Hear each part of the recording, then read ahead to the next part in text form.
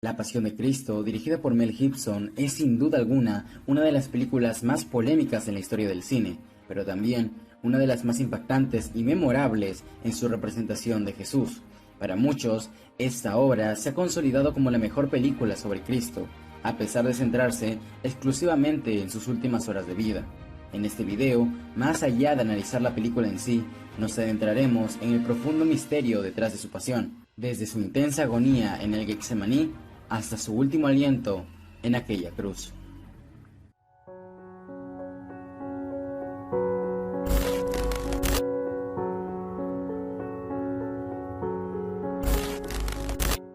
En una noche en particular, en la oscuridad del huerto de los olivos, permanece Jesús en oración y en constante agonía. Se encuentra solo, se siente solo, tiene miedo y su alma se encuentra triste por lo que está a punto de vivir. Judas, uno de sus mejores amigos, acuerda un pacto con los líderes del templo para revelarle su ubicación por 30 monedas de plata. Jesús en su agonía es tentado por el demonio, quien intenta hacerlo desertar de su misión. Mas en su oración clama a Dios diciendo: Padre mío, si es posible aparte de mí esta copa, mas no se haga mi voluntad, sino la tuya. Dicho esto, se levanta y a pesar de su vulnerabilidad, logra vencer a la tentación y entregarse por completo a la voluntad de Dios.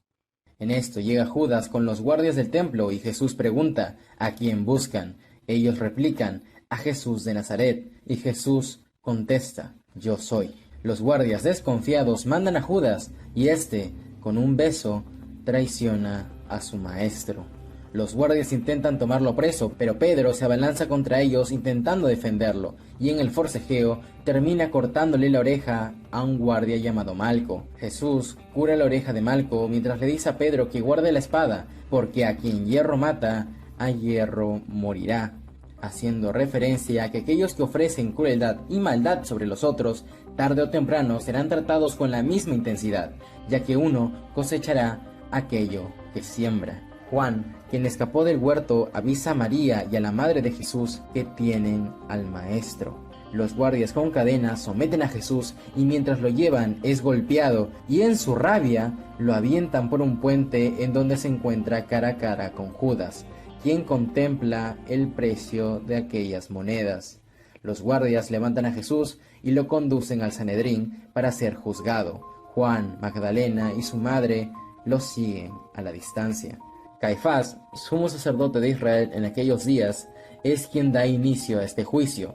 Anás, uno de los líderes religiosos, toma la palabra y da paso a los testigos que con rabia y odio condenan a Jesús. Pero, ¿por qué los líderes religiosos odiaban tanto a Jesús? ¿Por qué su presencia les irritaba tanto? En un principio, los líderes ya habían oído hablar de él cuando apenas empezó su ministerio, pero ellos tomaron la decisión de no tomarle importancia. Mas sin embargo, cuando su fama se estableció por toda la zona, se volvía un peligro cada vez más grande.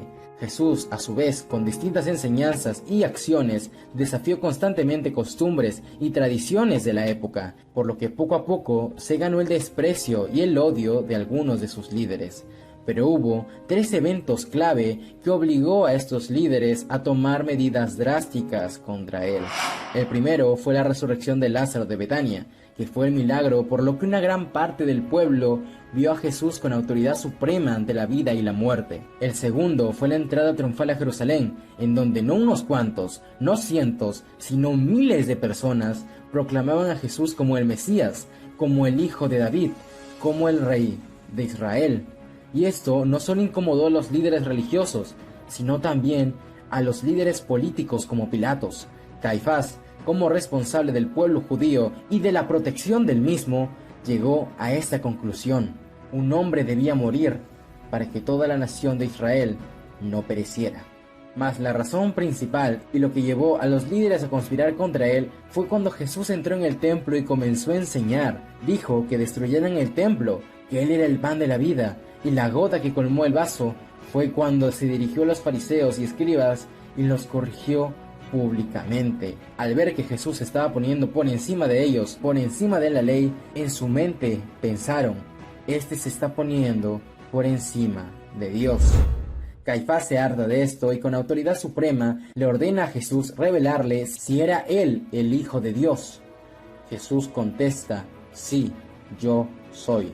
Caifás se rasga las vestiduras y lo declara culpable por blasfemia.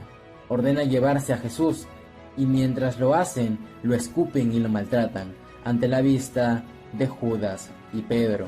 En este caos, personas reconocen a Pedro como un discípulo de Jesús, pero Pedro lo niega 3 veces. Las 2 primeras parecen ser por miedo, por inercia, pero la tercera se golpea el pecho y lo confirma. Lo juro, yo no conozco a ese hombre. Ante la mirada de Jesús, Pedro se arrepiente por lo que acaba de hacer, huye y llora amargamente. Si recordamos bien, el nombre de Pedro no fue con el nombre con el que él nació. Jesús, en una oportunidad, preguntó a sus discípulos: ¿ustedes quién creen que soy yo? Simón responde: tú eres el Cristo, el Hijo de Dios. Jesús lo bendice y le cambia su nombre de Simón a Pedro, roca. Por una afirmación, Jesús le dio ese nombre y lo elevó sobre sus apóstoles, y con una negación de su parte, es como si él mismo negara su nombre, su identidad, su propósito. No solo negó a su maestro ese día, sino que se negó a sí mismo, a Pedro, la roca. Judas, arrepentido, intenta devolver las piezas de plata a cambio de que liberen a Jesús, pero Caifás lo rechaza. Angustiado se va, y toda la noche es atormentado por unos niños, quienes representan la culpa que siente por sus actos. En otra oportunidad, Jesús, cuando estaba con sus apóstoles, mencionó que uno de ellos era un demonio, refiriéndose que aunque estuvieran muy cerca de él y lo escucharan, uno de ellos no aprendía nada. Y en la última cena, en donde compartió con sus amigos, Jesús mencionó: «Ay de aquel que traiciona al Hijo del Hombre, más le valdría no haber nacido», haciendo referencia a que la culpa sería tan grande que la persona simplemente no podría soportarlo, y en su último momento de lucidez y con una soga, termina con la atormentante voz de su conciencia.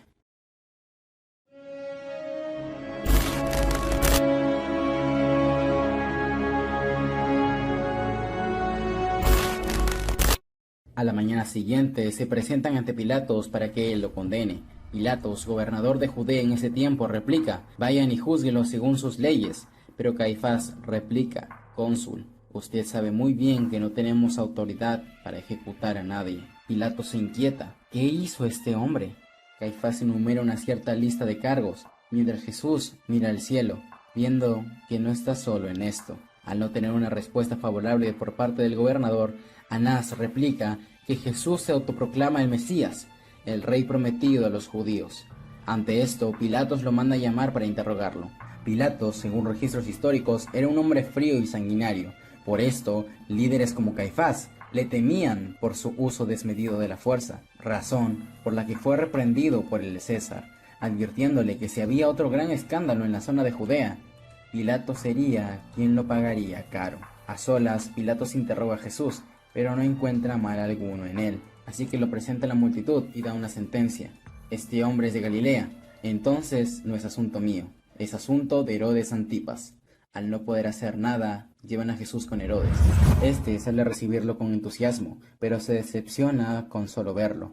Herodes, aunque odiado, era el rey de Israel, el rey de los judíos, mientras se encuentra cara a cara con Jesús, a quienes muchos lo proclamaron con ese título. Herodes interroga a Jesús, le pregunta sobre sus hazañas y le pide que haga un milagro para él, pero Jesús permanece en silencio. Herodes, el rey, se rodea de lujos, placeres y quiere ver un milagro solo para su deleite, mientras Jesús se rodeó con los rechazados, pobres, leprosos, e hizo milagros que cambiaron la vida favorablemente para los otros, y en eso se complacía. Al no tener respuesta por parte de Jesús, Herodes concluye que no perderá su tiempo con él y lo regresa con Pilatos. Pilatos se encuentra en una situación complicada. Si condena a Jesús, teme que sus seguidores se rebelen, y si no, teme que Caifás lo haga. Así que decide dar al pueblo la elección. Les da a escoger entre Barrabás, un desalmado asesino, o a Jesús, el llamado Cristo. Pero para la sorpresa de Pilatos, la gente clama y exige por Barrabás. Pilatos está asombrado. ¿Qué hizo este hombre para que lo odien tanto? Aquellos que lo recibieron con palmas y ramos, ahora son aquellos que lo están condenando. Pero ¿cómo llegamos a esto? ¿Cómo pasamos de una entrada triunfal a un descenso fatal? Si bien hay muchas razones y el debate puede extenderse, Hay tres razones por las que un gran grupo de judíos pasó de alabarlo a condenarlo. La primera es la expulsión de los mercaderes del templo. Esto provocó resentimiento y confusión por parte de algunas personas que no entendieron la razón del por qué Jesús volcó sus puestos y los echó. La segunda fue cuando estaba enseñando en el templo y pronunció: den al César lo que es del César. Al escuchar esto, mucha gente entendió que Jesús estaba apoyando al imperio que los tenía sometidos y no iba a rescatarlos. Se sintieron decepcionados y estafados. Y la tercera fue la condena de Caifás. El sumo sacerdote, para muchos en ese tiempo, era la propia voz de Dios. Si te condenaba el sumo sacerdote, te condenaba el mismo Dios. Y si el sumo sacerdote afirmaba que Jesús era un blasfemo y un falso profeta, ¿acaso hacía falta más pruebas? Pilatos vuelve a preguntar, pero la gente insiste: liberen a Barrabás. Bar-Abá significa hijo del Padre. Así que si lo vemos bajo esta lupa, bajo este contexto, podemos decir que para los judíos, Bar-Abá era otra especie de Mesías. Y entre un Mesías que escogía la paz y el amor ante otro que era sanguinario y se guiaba por la violencia, el pueblo judío expresaba su deseo de tener un líder militar, un líder con quien podrían ganar, un Mesías guerrero, un Mesías como Barrabás. Pilatos pregunta qué quieren que haga con Jesús. El pueblo grita: crucifícalo. Pilatos recuerda que su esposa le pidió que tuviera compasión de ese hombre, así que al verla, Pilatos niega la petición, diciendo que él lo azotará y luego lo dejará en libertad. Jesús es llevado a un patio donde lo azotan de una manera cruel y despiadada ante la mirada de sus seres amados. María, su madre, quiere que él se libere, pero él permanece firme. Ante esto, el demonio aparece para burlarse de Jesús, mostrando que hasta él es atento con sus hijos, mas su Padre del cielo, el Dios de amor, lo ha abandonado.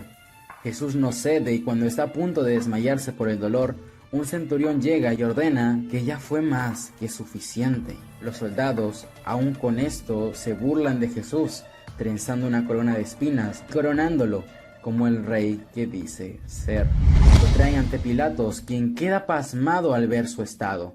Tras esto les muestra el hombre al pueblo, pero para ellos esto no es suficiente. Caifás grita que lo crucifiquen, pero Pilatos no quiere hacerlo. Le dice a Jesús que tiene el poder de liberarlo o condenarlo, mas él replica: no tendrías ningún poder sobre mí si no te lo hubiera dado desde lo alto. El que me entregó a ti, mayor es su pecado. La realidad es que Caifás acusó a Jesús de blasfemia y según su crimen de carácter religioso debía ser lapidado en el templo, ya que ese era el castigo y la pena por la blasfemia, por romper las normas judías. Pero los principales líderes y sacerdotes no querían ser ellos los que cargaran con la muerte de Jesús, por temor al pueblo y la reacción que ellos podrían tomar si de un momento a otro simplemente desaparecían a Jesús. Si alguien debía condenarlo, si alguien tenía que hacer de su muerte algo público y un espectáculo, no podía ser otro que el Imperio Romano.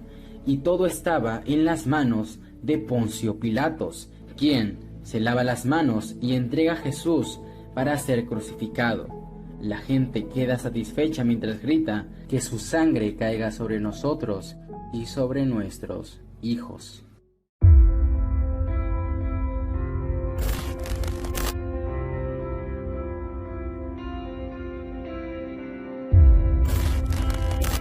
Las puertas del pretorio están abiertas y después de un largo juicio, Jesús es sentenciado a la cruz junto con otros 2 ladrones. Ante esto, Jesús no rechaza esta situación y con su cruz a cuestas, abrazando su propósito, menciona: soy tu siervo, Padre, hijo de tu sierva. Y con esto parten para el Calvario. En su camino, la gente lo repudia mientras es azotado. Jesús cae por el peso de su cruz y es obligado a ponerse de pie y seguir adelante. Mientras la gente lo desprecia, algunos que lo amaban no pueden con lo que están viendo. Jesús el Mesías ha caído. En eso, María, su madre, le pide ayuda a Juan para acercarse a su hijo. Logran acercarse y cuando lo ven, este cae. Y María, así como cuando niño este se caía y la necesitaba, arriesga su vida porque ahora su hijo lo necesita. Cuando era niño, su madre era quien solía darle consuelo. Mas ahora es el hijo quien la consuela, mirándola y diciéndole: ¿lo ves, madre? Yo hago nuevas todas estas cosas. Y así como María no dudó y aceptó la voluntad del Señor, Así su hijo se rinde completamente a la cruz del Señor. En el camino sucumbe y los guardias lo tratan con crueldad. Ante esto, un centurión les hace ver que no llegarán al Gólgota si siguen tratándolo así. Ante esto, ordenan a un hombre llamado Simón de Cirene a cargar con la cruz. Este al principio se muestra reacio, pero al final acepta. Pero no lo hace por amor, sino por obligación. A pesar de la ayuda de Simón, Jesús cae por unas escaleras y la gente intenta golpearlo. Los soldados intentan poner orden y entre la multitud aparece Verónica, quien, entre tanta crueldad y maldad, es aquella la que ofrece un poco de amor y caridad.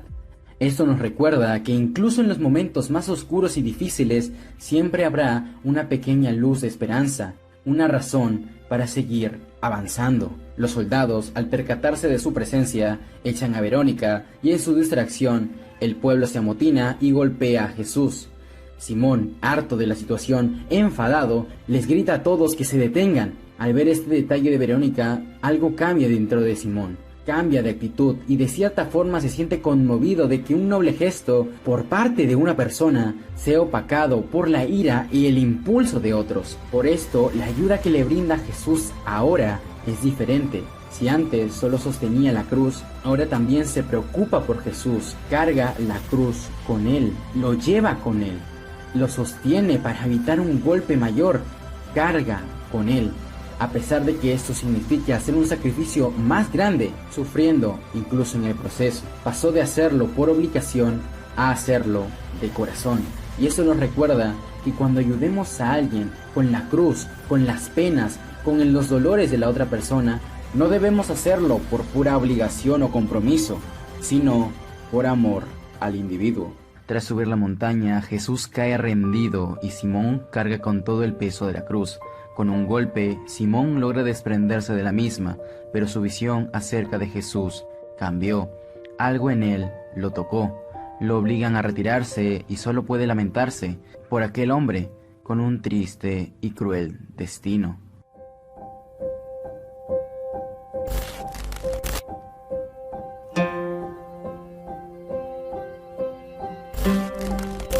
Magdalena, María y Juan llegan al Calvario. Al verlos, Jesús se levanta y los soldados le arrancan sus ropas y es clavado en la cruz, en una agonía indescriptible para él y para sus queridos. Jesús recuerda cómo en la cena de Pascua compartió con sus discípulos el pan diciendo: «Este es mi cuerpo, quien se entrega por ustedes». A su vez con el vino diciendo: «Esta es mi sangre, que es derramada por el perdón de muchos». Cuando levantan la cruz, Juan lo comprende todo. A esto se refería con entregar su cuerpo y su sangre para la salvación del mundo. La crucifixión era un método en donde se buscaba causarle el mayor dolor posible a un condenado antes de que falleciera, provocando que la madera frontal rasguñara la espalda del condenado al momento de inhalar y de exhalar. Los condenados estaban expuestos a aves que comían su carne, como a diversas infecciones por las diversas heridas abiertas, sin poder moverse, con dolor incluso al hablar, sufriendo incluso al respirar. Sí, así de cruel y más podía llegar a ser la crucifixión. Gestas, uno de los condenados, insulta a Jesús y le dice que si él es quien dice ser, que baje de la cruz y a ellos también. Caifás se acerca y reta a Jesús a bajar de la cruz y a comprobar que él es el Mesías. Mas Jesús, clamando al cielo, pronuncia: «Padre, perdónalos, porque no saben lo que hacen». Dimas, otro de los condenados, le dice a Caifás: «Escucha, él ora por nosotros». Dimas le dice a Gestas que el castigo impuesto para ambos es justo, pero para Jesús no. Arrepentido, mira a Jesús y le pide que se acuerde de él cuando entre a su reino. Mas Jesús, mirándolo, le responde: «Te lo aseguro, hoy estarás conmigo en el paraíso». Gestas y Dimas son dos extremos diferentes. Mientras uno humilla y se mantiene en un papel como de víctima ante su situación, no aceptando sus errores y sus fallas, es incapaz de empatizar o comprender la situación del otro. Por eso mismo no reconoce a quien está a su lado. Dimas, en cambio, reconoce sus faltas, reconoce el precio de su cruz, acepta la situación en la que está y no intenta huir ni justificarse. Es por ello que al ver a Jesús solo puede decir: «Este no ha hecho nada malo». Y es por esto que es capaz de verlo en su esencia más pura y de todo corazón. No solo reconoce a Dios en la más cruel humillación, sino que le pide perdón, y Jesús lo exonera de sus faltas y le da un espacio en el paraíso. Si uno se arrepiente de todo corazón, hasta el pecado más atroz es nada ante Dios. Es por eso que al encontrarse con Simón, el pescador, después de resucitar, no lo condena, ni le recrimina el hecho de que lo negó, sino que al contemplar su arrepentimiento y dolor, le restituye su nombre y su posición al preguntar: Simón, hijo de Jonás, ¿me amas realmente? Y cuando Simón responde afirmativamente, Jesús perdona esa falta contra él, restituye su nombre y su posición al afirmar que lo amaba 3 veces ante sus 3 negaciones. Esto me lleva a pensar también en Judas. Si Jesús pudo perdonar a todos los que le hicieron daños, a quienes conspiraron contra él, a quienes lo humillaron, a quienes lo azotaron y pidió por ellos, ¿quién nos dice que si Judas no se hubiera colgado, Jesús no lo hubiera perdonado? Ya que él no es un monstruo ni un demonio, sino un ser humano que confió más en su corazón, en sus deseos y expectativas, en vez de confiar plenamente en Dios. Y yo me pregunto, ¿cuántos de nosotros no hemos estado en la misma posición? Pasan las horas y Jesús permanece en la cruz, cuando María, su madre, se acerca a contemplar lo que le hicieron a su hijo. Jesús replica: tengo sed. Y es cuando uno de los soldados le ofrece un vino fuerte y amargo. Este vino se usaba para relajar los músculos y mantener despierto a la persona. En este caso, solo provocó que Jesús sintiera aún más dolor del que ya estaba sintiendo. Tras esto, su madre no lo soporta y le pide a su hijo morir con él. Ante esto, Jesús replica: mujer, ahí tienes a tu hijo. Hijo, ahí tienes a tu madre. Estas, dirigiéndose a Jesús, le dice que no queda nadie, que todos lo han abandonado. Jesús clama al cielo diciendo: Elí, Elí, lama sabactani. Dios mío, ¿por qué me has abandonado? Este es el comienzo del Salmo 22, que refleja un sentimiento profundo de abandono, pero a su vez una entrega total ante la voluntad de Dios. Es por ello que, clamando al cielo, respondió: todo está cumplido. Y con su último aliento exclamó: Padre, en tus manos encomiendo mi espíritu. Y Jesús muere en la cruz. Tras esto, una gota del cielo cae y se genera un terremoto. Los guardias se asustan, huyen. El templo judío se parte en 2, junto con el velo, que simboliza que la barrera que separa a Dios del hombre se rompió, y el pacto con el Dios de Abraham no solamente sería para los judíos, sino para todo aquel que creyera en Cristo. Los guardias aceleran la muerte de los ladrones, quebrándoles las rodillas, pero no pueden hacer lo mismo con Jesús. El centurión romano ordena asegurarse de su muerte, y con una lanza, Longinos atraviesa el pecho de Jesús, en donde sangre y agua brotan del mismo. Los soldados no pueden creerlo. La tierra dejó de moverse, y los que estaban allí quedan sin palabras ante este suceso. El demonio da un grito de derrota, porque no logró corromper a Jesús, y por el sacrificio de un hombre justo, la salvación es dada al mundo. Jesús es bajado de la cruz y reposa en los brazos de María, su madre, a quien le acaban de arrebatar a su querido hijo.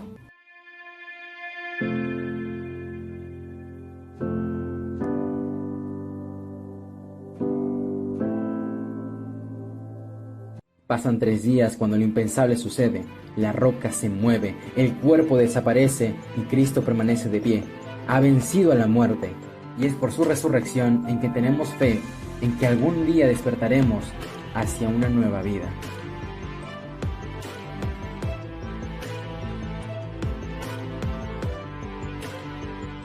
Este video es la primera parte de 3 videos que tengo planeado hacer sobre la pasión de Cristo. Los iba a hacer todos juntos, pero siento que el video había quedado muy largo y no quería cansarlos. Igual siento que este video va a quedar mucho más largo de lo que tengo planeado, así que bueno, ya veremos. Los otros 2 no los esperen muy pronto, pero van a llegar, paciencia. Solamente quiero decirles que este video es realmente muy importante para mí.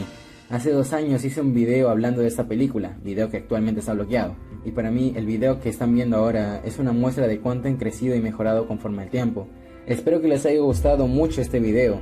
Si así fuera, recuerda que con un like me apoyas mucho y al video en general, para que más personas vean y puedan llegar a este contenido.